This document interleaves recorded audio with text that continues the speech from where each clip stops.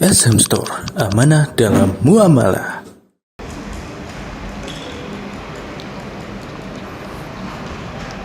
Tes. Assalamualaikum warahmatullahi wabarakatuh. Bismillah, alhamdulillah, wassalatu wassalamu ala rasulillah wa ala alihi wa sahbihi wa man walah, amma ba'd.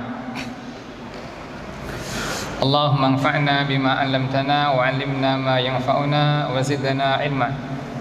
Allahumma la sahla illa ma ja'altahu sahla wa anta taj'alul huzna idza syi'ta sahla. Allahumma la tada'na dhanban illa ghafartah wa la hamman illa farajtah wa la karban illa naffastah wa la daynan illa qadaitah wa la maridan illa syafaitah wa la fakiran illa aghnaitah wa la jahilan illa 'allamtah bi rahmatika ya arhamar rahimin. Amma ba'd. Jemaah sekalian rahimani rahimakumullah, kita melanjutkan materi satu dari dua bagian besar dari buku ini, yaitu bab syirik, bab syirik.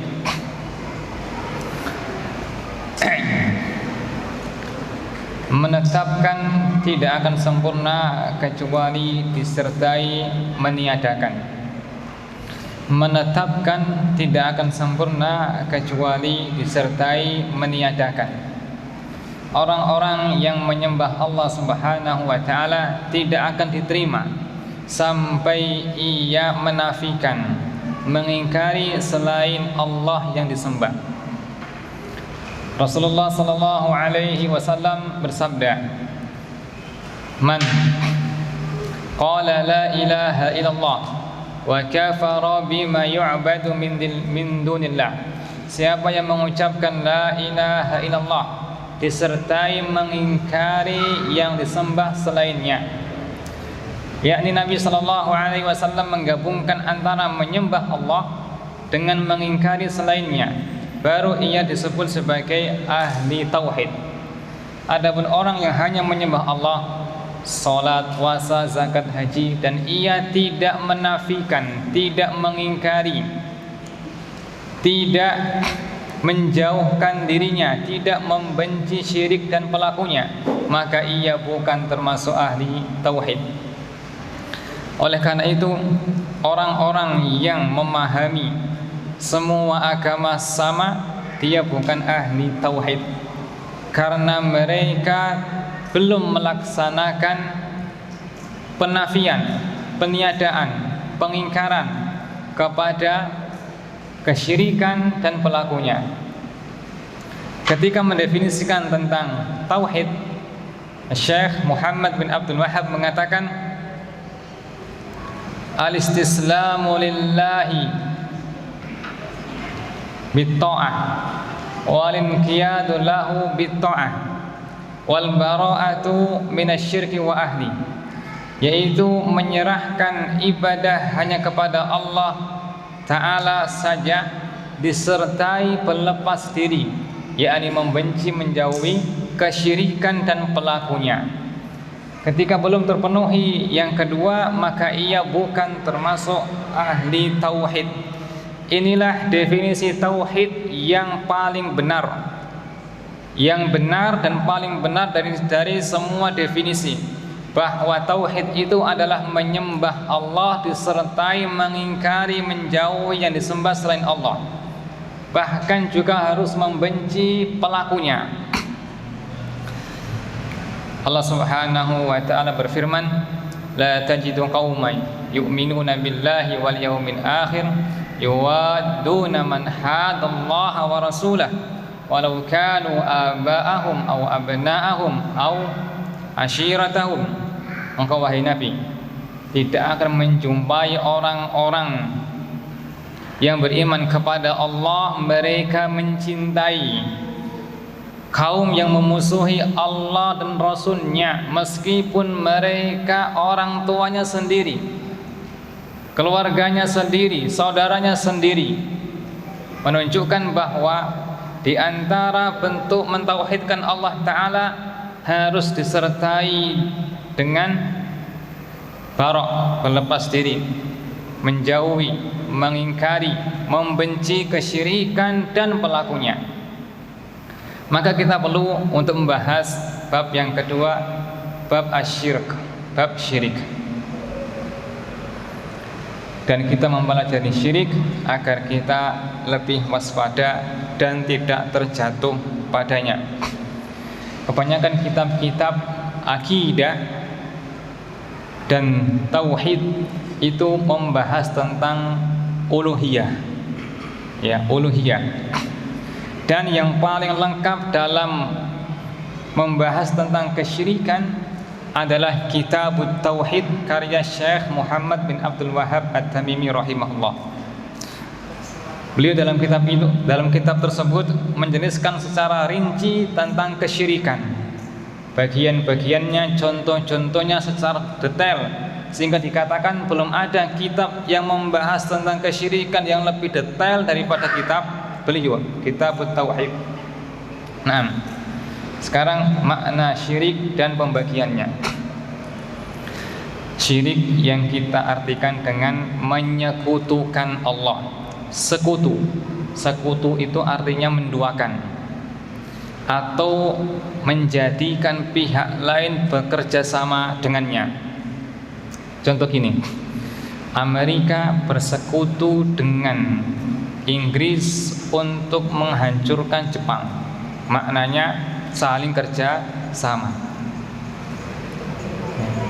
Maka orang yang menyekutukan Allah, maknanya orang ini ya menjadikan selain Allah kerjasama dengan Allah dalam mengatur alam semesta atau sebagiannya, dan juga ia membagi ibadahnya kepada Allah juga kepada selain Allah. Itulah kesyirikan di zaman jahiliyah. Mereka juga menyembah Allah tetapi juga menyembah selain Allah. Makanya lafal Al-Quran ketika mengingkari kesyirikan ditambahi dengan lafal ma'allah. Wala tad'u ma'allahi ilahan akhar. Janganlah kamu menyembah bersama Allah kesembahan lain. Maknanya mereka menyembah Allah juga menyembah selain Allah. Itulah kesyirikan. Jangan difahami syirik itu hanya menyembah selain Allah, tidak. Kesyirikan zaman Nabi Muhammad SAW adalah mereka menyembah Allah. Makanya di antara nama mereka adalah Abdullah, hamba Allah.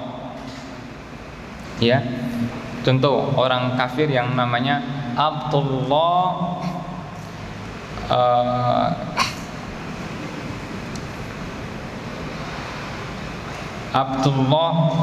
bin Abi Umayyah, yang mana orang ini yang mengompori Abu Thalib agar jangan mengucapkan la ilaha illallah.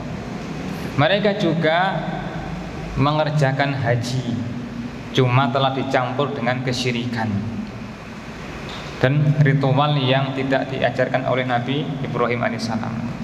Inilah orang-orang musyrikin, sehingga kita katakan bahwa syirik itu maknanya adalah menduakan Allah dalam perbuatan Allah maupun perbuatan hamba maupun sifat dan nama Allah Subhanahu wa ta'ala. Nah, syirik secara bahasa menyekutukan, menduakan. Secara istilah adalah, bisa dilihat ya pada halaman berapa, 33 ya. Taswiyatu ghairillahi billahi fima huwa min khasaisillah. Menyamakan Allah dengan selain Allah pada perkara-perkara yang merupakan kekhususan Allah. Ada beberapa perbuatan yang itu khusus bagi Allah lalu diterapkan pada selain Allah. Contoh mencipta. Mencipta itu termasuk perbuatan Allah semata, hanya Allah yang mampu. Makanya di antara orang yang paling berat azabnya pada hari kiamat adalah orang yang menggambar. Karena seolah-olah orang itu menyerupakan, hendak menandingi Allah Ta'ala. Nabi SAW bersabda, Inna syaddan nasi azaban yaumal qiyamati al-musawwirun. Di antara orang yang paling berat siksanya pada hari kiamat adalah al-musawwirun, orang-orang yang menggambar, yakni makhluk bernyawa, manusia, hewan dan semisalnya, baik gambar, lukisan, patung. Kalau foto, boleh enggak foto? Syekh Dr. Asyastri termasuk Hay'ah Kibar Ulama dan juga Syekh Shalih Fauzan mengatakan tidak termasuk, karena foto itu seperti cermin ya. Kita boleh bercermin. Foto itu bukan menggambar yang baru, tapi seperti cermin, kita diperbolehkan untuk bercermin. Makanya sebagian poster ada gambar syekhnya, ustadznya, itu tidak kita permasalahkan. Nah, taib. Maka diantara makna tauhid yang benar adalah menetapkan dan menafikan. Menetapkan untuk tauhid, menafikan dari kesyirikan. Nabi Ibrahim alaihissalam berkata kepada kaumnya, wa idh qala Ibrahimu li abihi wa qaumihi, wa idh qala Ibrahimu inni bara'um mimma ta'budun illa alladhi fatarani. Aku berlepas diri dari apa yang kalian sembah kecuali penciptaku. Karena kaumnya Nabi Ibrahim juga menyembah Allah. Makanya Nabi Ibrahim mengatakan, aku berlepas diri dari semua yang kalian sembah, termasuk Allah. Mereka juga menyembah Allah ya, kecuali penciptaku Allah. Dikecualikan Allah Ta'ala. Di sini ada perkara dua. Pertama, menafikan, meniadakan selain Allah. Yang kedua, ditetapkan hanya Allah. Itu juga makna la ilaha illallah. La ilaha, tidak ada yang berhak disembah. Itu maknanya betul ya. Dalam bahasa Arab itu aslinya la ilaha haqqun illallah, itu aslinya. Atau la ilaha bihaqqin illallah, itu aslinya. Kenapa ada tambahan haqqun bihaqqin? Karena la di situ la linafil jinsi, yang dia membutuhkan isim la dan khobarnya. Maka terjemahannya la ilaha, tidak ada yang berhak disembah. Ini disebut dengan an-nafyu, menafikan, meniadakan, mengingkari semua yang disembah. Lalu yang kedua, illallah, kecuali Allah, ditetapkan, isbat, menetapkan. Kita mengenal sidang isbat ya, maknanya menetapkan awal Ramadan. Harus ada menafikan dan menetapkan. Adapun orang-orang liberal, mereka hanya menetapkan, tidak mau menafikan. Mereka tidak mengatakan semua agama itu salah, tidak mau mereka. Mereka mengatakan masing-masing agama pemeluknya jika sungguh-sungguh ibadah maka masuk surga. Maka ini bagian dari keyakinan orang-orang musyrikin, bahkan mereka jauh lebih utama daripada orang-orang masakin dalam masalah kesyirikan. Karena orang zaman dahulu mereka juga menyembah Allah Ta'ala, dan mereka juga meminta kepada Allah Ta'ala. Sementara orang-orang liberal, mereka menjauhkan orang dari Allah Ta'ala, menjadikan ragu orang yang memeluk Islam dari agamanya. Mereka lah zindiq, orang-orang zindiq, orang-orang yang menampakkan Islam tapi mereka terang-terangan memeranginya. Nah, syirik ada dua. Syirik ada dua, yaitu syirik besar dan syirik kecil. Syirik besar maknanya perbuatan syirik yang mengeluarkan dari Islam, mengekalkan orangnya di neraka, menghapus semua amalnya. Ini tiga musibah orang yang terjatuh kepada kesyirikan. Dia merusak tiga perkara dari dirinya. Pertama, ia menjadikan dirinya terhapus semua amal ibadahnya. Yang kedua, orang itu keluar dari agama Islam.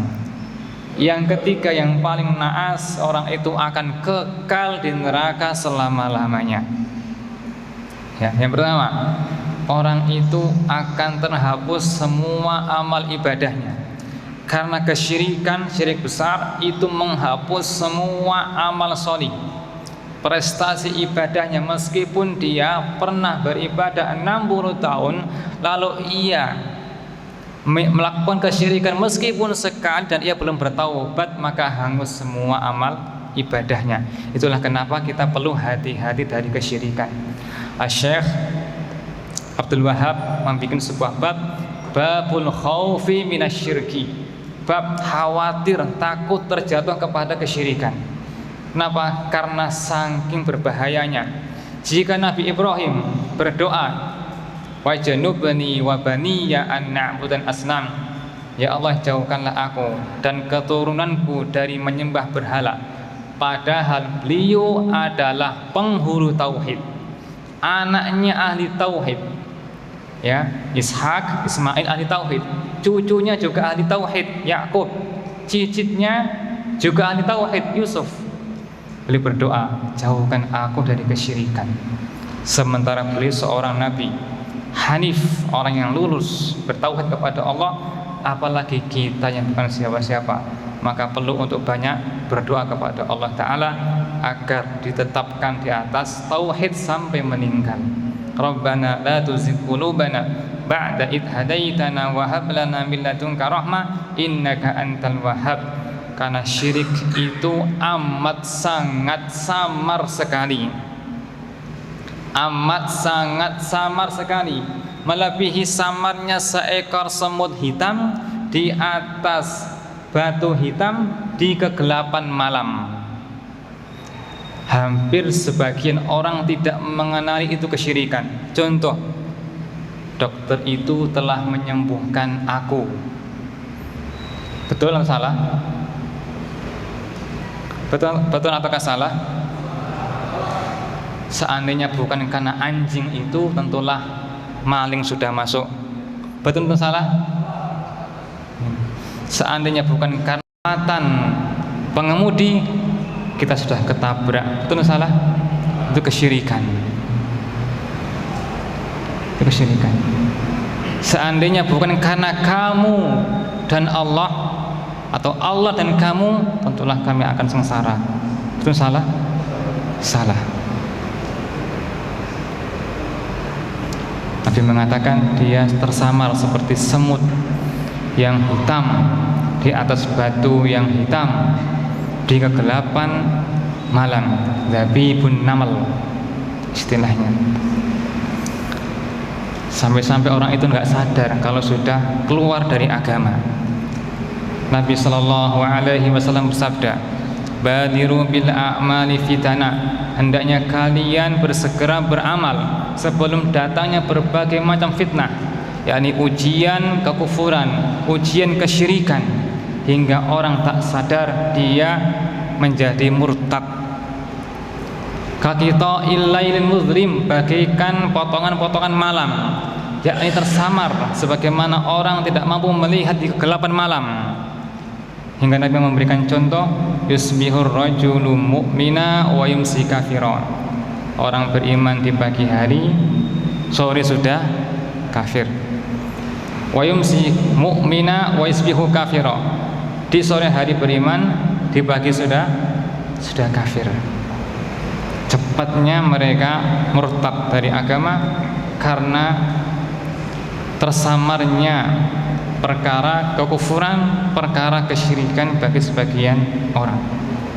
Kembali, syirik besar itu menghapus semua amal, prestasi ibadahnya akan hangus,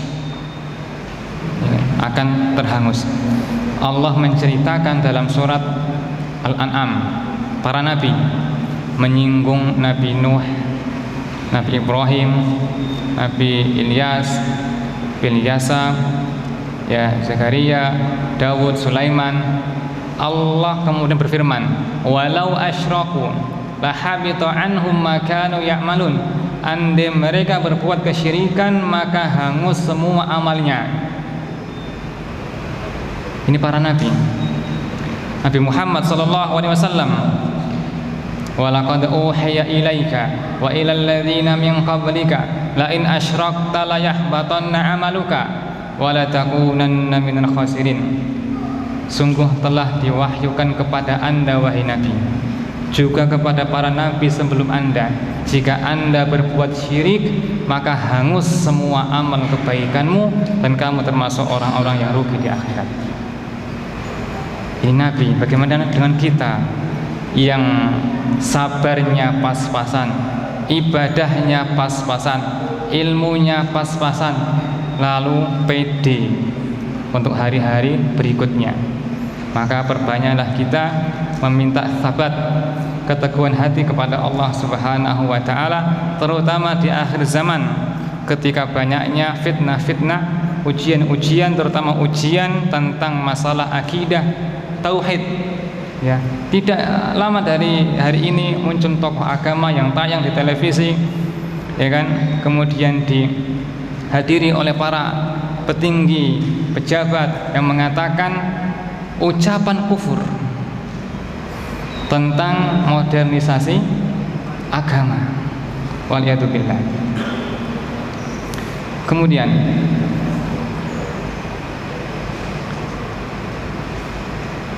kedua, syirik besar akan menjadikan orang itu keluar dari agama. Keluar dari agama. Dia bukan lagi orang Islam. Dan kalau dia mati sebelum bertaubat, maka kekal di neraka selama-lamanya, meskipun pernah beribadah 60 tahun. Ya kan? Ibnu Jauzi mengatakan dalam kitabnya, ya, Talbis Iblis atau Syaitun Khatir, bahwa iblis itu pernah beribadah kepada Allah 1000 tahun. 5.000 tahun. Iblis sebelum dilaknat oleh Allah pernah beribadah 5.000 tahun. Lalu ia berbuat kekufuran hingga hangus semua prestasi ibadahnya. Kalau meninggal sebelum bertaubat, maka dia alamat menghancurkan dunia akhiratnya. Isa berkata kepada kaumnya, "Ya Bani Israel, u'budullaha rabbi wa rabbakum." Wahai Bani Israel, sembahlah Allah penciptaku dan pencipta kalian. Innahu may yusyrik billah faqad harramallahu alaihi jannah. Siapa yang menyekutukan Allah, maka Allah mengharamkan surga atasnya. Wa ma'wahu nar, tempatnya di neraka. Wa malidh zalimina min ansar, orang-orang musyrik tak punya penolong. Berhala tak mampu menolong mereka. Ucapan Nabi Isa ini dalam surat Al-Quran menggabungkan 3 perkara. Pertama, diharamkan surga. Kedua, masuk neraka. Ketiga, tak ada penolong. Menunjukkan penegasan mereka pasti kekal di neraka selama-lamanya. Waliyadzubillah. Allahumma inna nas'aluka salamah. Ini bahayanya kesyirikan. Rasulullah SAW mengkhawatirkan para sahabatnya, sementara mereka generasi terbaik. Inna akhwafa ma akhafu alaikumus syirkul asghar. Yang aku khawatirkan atas kalian adalah syirik kecil. Dalam hadis yang lainnya, Nabi, aku khawatirkan kepada kalian daripada Al-Masih Ad-Dajjal. Padahal para sahabat adalah orang terbaik dari umat ini, memiliki ilmu yang tidak kita miliki, memiliki kesabaran yang tidak kita miliki, dan bersahabat dengan Rasulullah SAW. Itu pun Nabi masih mengkhawatirkan mereka terjatuh kepada kesyirikan. Sahabat yang mulia Abu Waqid Al-Laythi radhiyallahu anhu bercerita, kami ketika masih awal-awal masuk Islam, berperang, ya, perang Hunain, kami melewati sebuah pohon. Lalu kami berkata kepada Nabi SAW, ya Rasulullah, ij'al lana dzata anwat kama lahum dzatu anwat. Ya Rasulullah, tolong jadikan untuk kami pohon ini sebagai dzatu anwat, tempat untuk kami cari berkah, menggantungkan pedang-pedang kami, sebagaimana orang-orang musyrikin punya Dzatu Anwat. Maka Nabi memerah wajahnya. Kesyirikan, Allahu Akbar, innahas sunan, Allah Maha Besar, ini adalah tradisi orang-orang zaman dahulu. Kalian berkata seperti ucapannya Bani Israel kepada Musa, ij'al lana ilaha kama lahum aliha, buatkanlah untuk kami Tuhan seperti mereka punya Tuhan.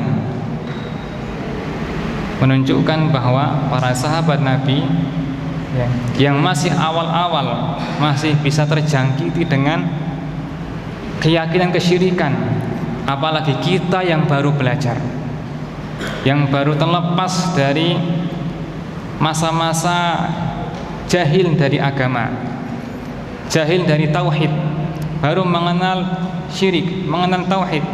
Maka kita harus lebih waspada, harus lebih hati-hati dalam menjalani setiap aktivitas kita yang berkaitan dengan keyakinan. Ya. Ibnu Jad'an, orang yang ahli ibadah, ahli sedekah, gemar memberikan bantuan kepada fakir miskin, anak yatim, meninggal di masa jahiliyah. Aisyah teringat radhiyallahu anha, ya Rasulullah, Ibnu Jad'an kana fil jahiliyati yasilur rahim wa yut'imul miskin fahal dzaka nafi'u. Ibnu Jad'an dahulu gemar berbuat kebaikan di masa jahiliyah, silaturahim, memberi makan orang miskin. Apakah itu bermanfaat baginya? Nabi sallallahu alaihi wasallam mengatakan la yanfa'u, tak bermanfaat. Begitu pula kita katakan ahli salat, ahli puasa, ahli sedekah, ahli haji, ahli umrah, ahli jihad, jika berbuat syirik kepada Allah tak bermanfaat. Bahayanya kesyirikan, karena kesyirikan adalah pelanggaran terbesar kepada Allah Subhanahu wa taala. Sebagaimana tauhid adalah hak Allah yang paling besar. Nah, berikutnya syirik kecil.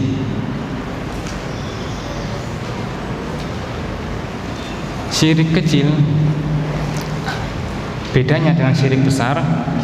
Syirik kecil itu tidak membatalkan Islamnya, tidak menghapus semua amalnya, dan tidak menjadikan ia kekal di neraka seandainya masuk. Itu bedanya. Nah, syirik kecil itu apa? Setiap ungkapan syirik dalam Quran maupun sunnah yang tidak sampai batas syirik besar, karena adanya indikasi demikian. Contoh, Nabi sallallahu alaihi wasallam bersabda, "Man halafa bi ghairillah falyakul la ilaha illallah." Siapa yang bersumpah dengan selain Allah, maka bacalah la ilaha illallah. Yakni itu syirik kecil, maka penebusnya adalah membaca wirid la ilaha illallah. Dan Nabi SAW tidak memasukkannya kepada pembatal keislaman. Dan biasanya syirik semacam ini terjadi pada lafal-lafal dan perbuatan-perbuatan. Kalau akbar lebih kepada keyakinan, dan syirik kecil bisa menjadi besar karena keyakinan. Contoh, memakai cincin dengan keyakinan menolak bala. Semenjak saya pakai cincin ini, saya terhindar dari berbagai macam musibah dan bala, kata dia. Maka ini syirik kecil. Jika ia meyakini cincin ini hanyalah sebab saja, pelantara saja, sementara yang menghilangkan musibah adalah Allah Ta'ala. Adapun jika ia memahami, meyakini bahwa cincin itulah yang secara asal zatnya menghilangkan musibah, menolak bala, maka berpindah dari syirik kecil kepada syirik besar. Nabi sallallahu alaihi wasallam melihat seorang pemuda laki-laki Fiyadihi, di tangannya ada qiladatun min sufrin, gelang dari kuningan. Maka Nabi bertanya, ma hadhihi, apa ini? Dia menjawab, minal wahiyah, penangkal, penangkal bala. Maka Nabi mengatakan, inziha, lepaskan itu. Fa in mutta wa huwa 'alaika ma aflahta abada. Seandainya kamu mati dan itu masih kamu pakai, kamu tidak akan beruntung selamanya. Yakni masuk neraka. Waliyadzubillah, karena kesyirikan. Karena kesyirikan. Allah berfirman, wala taj'alu lillahi andada. Janganlah kalian menjadikan untuk Allah tandingan-tandingan. Ibnu Abbas radhiyallahu anhu menjelaskan, huwa syirik, itu adalah syirik, maksudnya seperti semut hitam atau semut kecil di atas batu hitam di kegelapan malam. Contohnya seperti ucapan seseorang, laulal kalbu la akana lusus. Seandainya bukan karena anjing itu, tentulah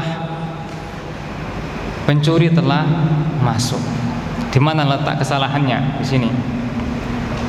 Mengalamatkan keselamatan bukan kepada Allah. Terus bagaimana cara yang betul? Allah menyelamatkan kami lewat anjing itu. Itu yang betul. Allah menyelamatkan kami lewat anjing itu.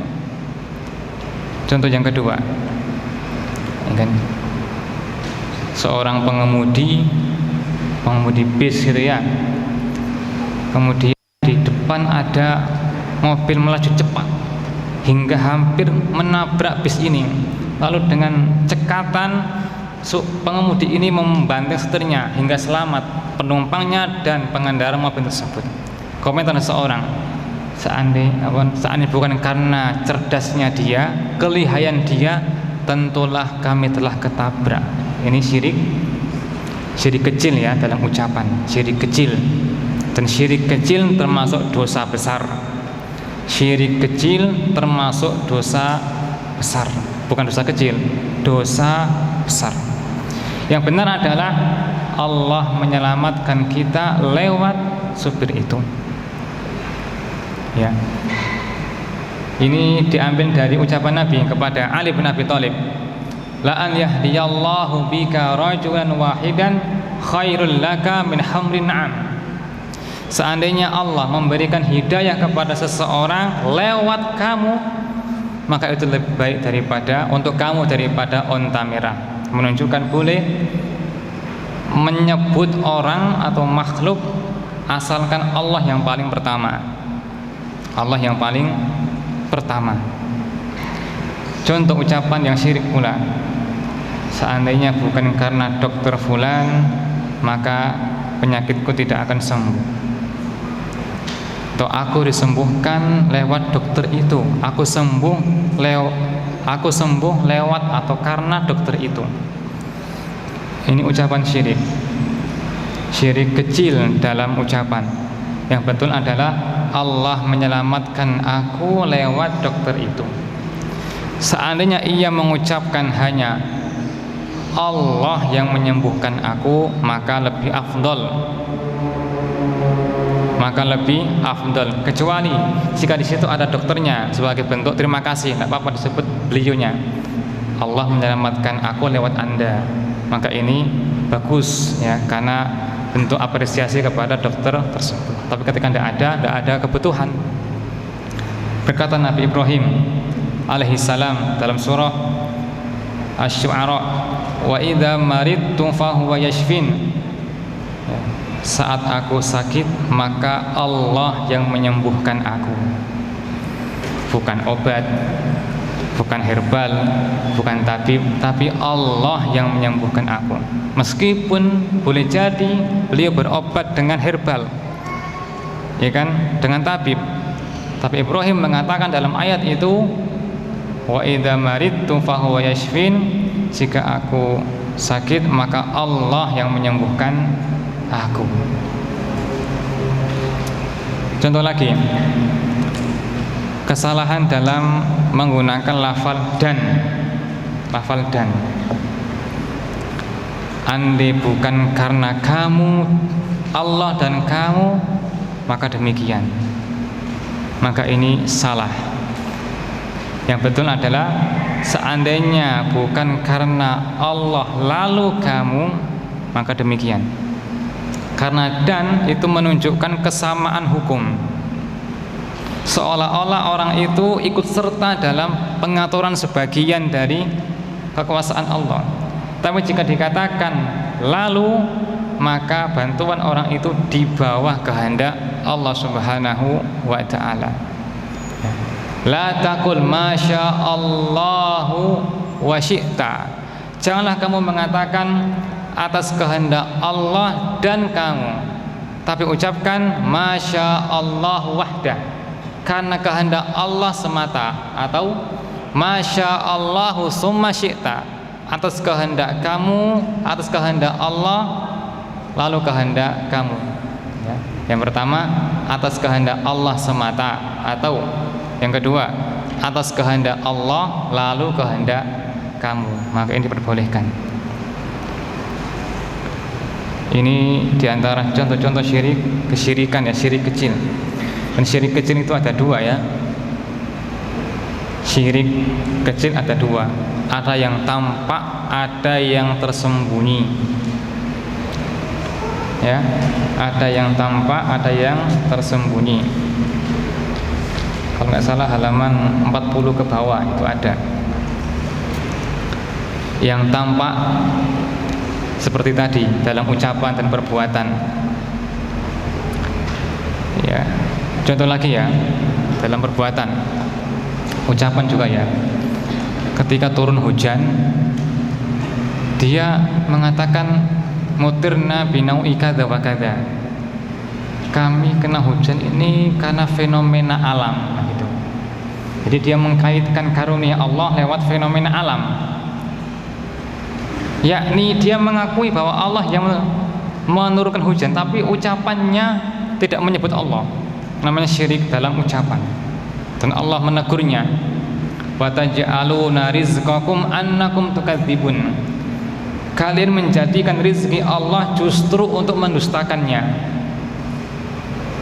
Seharusnya mutirna bi fadlillahi wa rahmati. Kami diberi hujan ini karena rahmatnya Allah, karunia-Nya. Sama pula ucapan seorang, ya iyalah, kan saya sarjana, makanya banyak duitnya. Saya kan manajer, makanya banyak duitnya. Ini syirik. Ini kesyirikan dalam ucapan, karena tidak mengalamatkan karunia kepada Allah Ta'ala. Yang benar adalah seperti ucapannya orang yang paling kaya. Siapa? Sulaiman alaihissalam. Hadza min fadli rabbi. Ini berkat karunia Allah untukku, bukan karena aku pintar, rajin kerja, kan, membuka lapak pagi-pagi, bukan, karunia Allah. Alangkah banyak orang yang membuka lapaknya lebih awal daripada Anda, tapi pendapatannya nggak seperti Anda. Betapa banyak orang yang lebih cerdas daripada Anda, tapi berbeda rizkinya. Qarun itu orang kafir ya, orang kafir yang Allah benamkan ke perut bumi. Sebabnya apa? Apa sebabnya? Ketika ia ditanya tentang hartanya, apa jawabnya? Qala innama utituhu ala ilmin indi. Surah Al-Qasas. Aku diberi ini karena aku cerdas, aku pinter nyambut gawe, pinter buka lapak, pinter ini dan itu, tidak mengalamatkannya kepada Allah, maka Allah murka saat itu hingga Allah membenamkan dia berserta hartanya ke perut bumi. Fa khasafna bihi wa bidarihil ard, kami benamkan dia beserta hartanya ke perut bumi. Naam, kufur itu lebih tinggi daripada syirik kecil tadi ya dalam ucapan ya. Tapi momen Allah membenamkan dia karena ucapan tadi menunjukkan besarnya ucapan tadi, tidak mengalamatkan nikmat kepada Allah Ta'ala, tapi kepada pribadi, kekuatan, kerajinan, kepintaran. Nabi SAW ketika pagi sore hari berdoa apa? Wala takilni ila nafsi tarfata ain, janganlah engkau ya Allah menyerahkan diriku kepada aku sendiri meskipun sekejap mata. Nabi tidak pede dengan kekuatannya dan kehebatannya, kepintarannya, tapi menyerahkannya semua kepada Allah Subhanahu wa Ta'ala. Itulah tauhid, kesempurnaan tauhid, penghambaan diri kepada Allah Subhanahu wa Ta'ala. Ini syirik dalam bentuk yang nyata, ucapan dan perbuatan. Ada pula dalam bentuk yang tersembunyi dalam hati, syirik kecil di dalam hati, dalam niat, keinginan, tujuan. Contohnya adalah beramal akhirat tapi untuk mendapatkan dunia. Itu masuk kategori syirik. Masuk kategori syirik. Contoh, azan untuk upah, imam untuk upah, ngajar untuk upah, dakwah untuk upah, sholat untuk upah, dan seterusnya, badal haji untuk upah. Jika itu utama tujuannya, maka itu syirik kecil yang menghapus ibadah tersebut, menunjukkan beratnya masalah kesyirikan. Karena sulit sekali mengontrol jiwa jika tidak dididik dari sekarang. Sampai-sampai seorang ulama besar Sufyan Ats-Tsauri mengatakan, ma allajtu syai'an asyaddu alayya min amrin niyah. Aku tidak pernah menterapi sesuatu yang lebih berat daripada masalah ikhlas, niat. Karena hati berbolak-balik. Hati bahasa Arabnya apa? Qalbun atau kalbun? Qalbun ya, kalau kalbun anjing ya. Qalbun.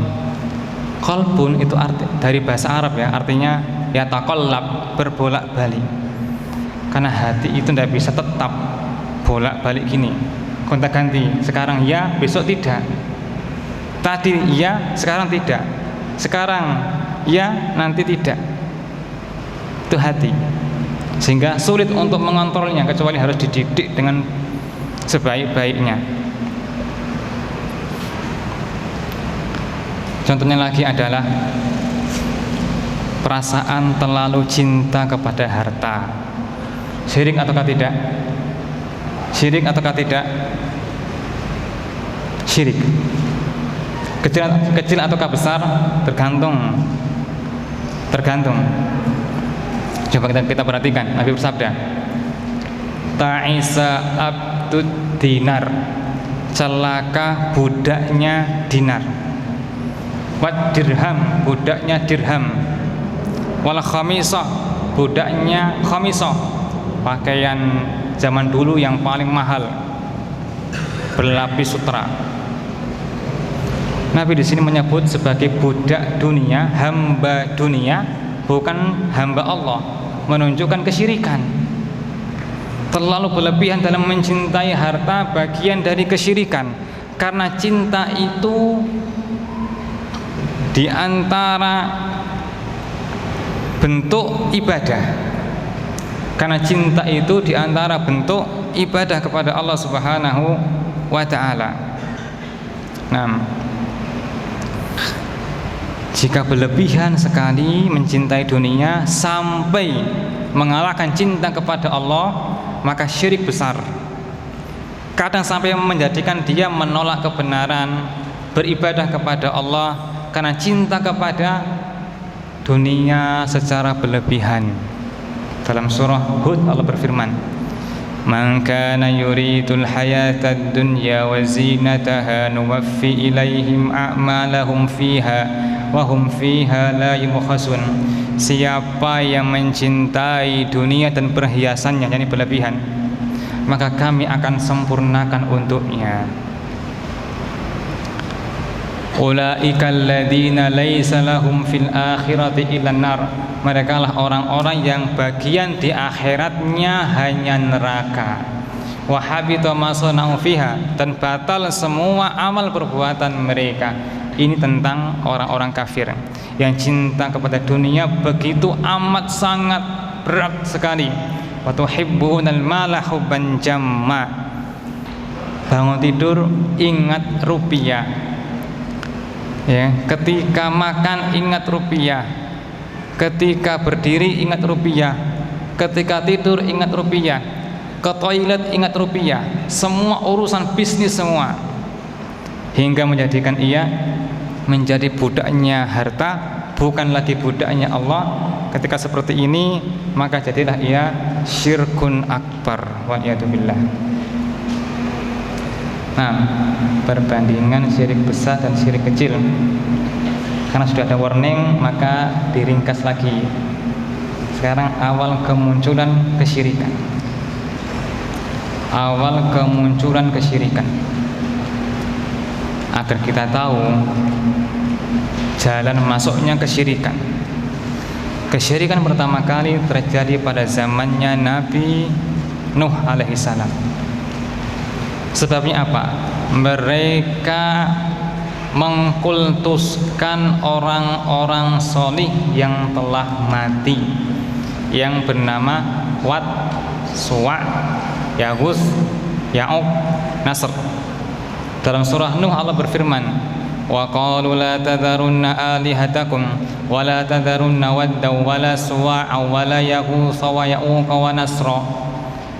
Kalian jangan meninggalkan Tuhan-Tuhan kalian, jangan pula meninggalkan Wad, Suwa, Yaghus, Ya'uq, Nasr. Berkata Ibnu Abbas radhiyallahu anhuma, hum rijalu solihina min qaumi Nuh. Mereka adalah orang-orang salih dari umatnya Nabi Nuh.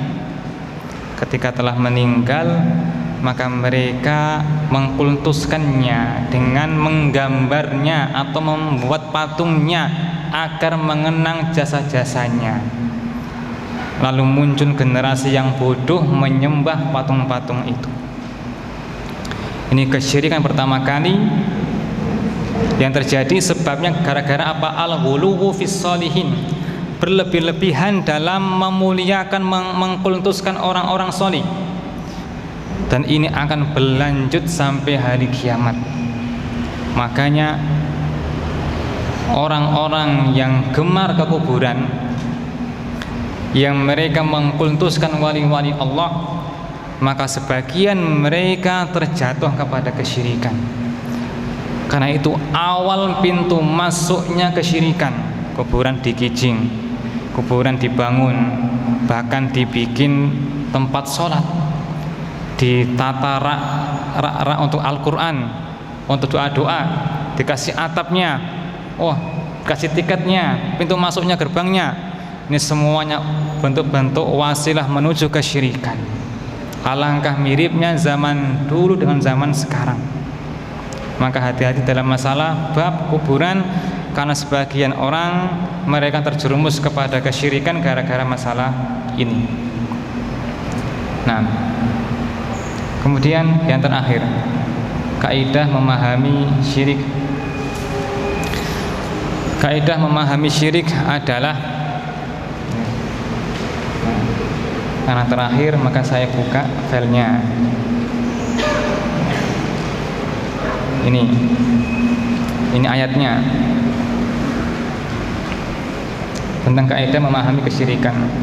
Wa may yad'u ma'allahi ilahan akhar la burhana lahu bi fa innama hisabuhu inda rabbih innahu la yuflihul kafirun. Dan siapa yang menyembah sesembahan yang lain di samping Allah, padahal tidak ada suatu dalil pun baginya tentang itu, maka sesungguhnya perhitungannya di sisi Allah sesungguhnya tidak akan beruntung orang-orang kafir.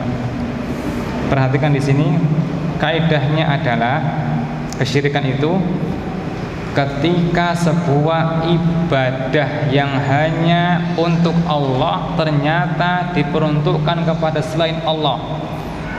Itu kaidahnya, maka menjadi kesyirikan. Di akhir ayat Allah mengatakan la yuflihul kafirun, tidak akan beruntung orang-orang kafir, menunjukkan perbuatan tersebut kekafiran. Saya ulang, setiap ibadah yang seharusnya untuk Allah diserahkan kepada selain Allah, itulah kesyirikan. Menyembelih untuk Allah juga untuk selain Allah, itu kesyirikan. Sedekah bumi jika untuk jin-jinnya maka kesyirikan. Jika bentuk syukur kepada Allah karena tanamannya subur, tidak ada masalah. Ya, tergantung niatnya apa dan caranya bagaimana. Ini bisa terjerumus kepada kesyirikan dan tidak. Demikian yang bisa Anda sampaikan, kurang lebihnya mohon maaf. Dan berikutnya saya serahkan kepada Mas Reza. Tafadhol. Oke. Yang pertama salah di bagian mana? Nomor berapa? Masih ingat? Masalah apa yang salah?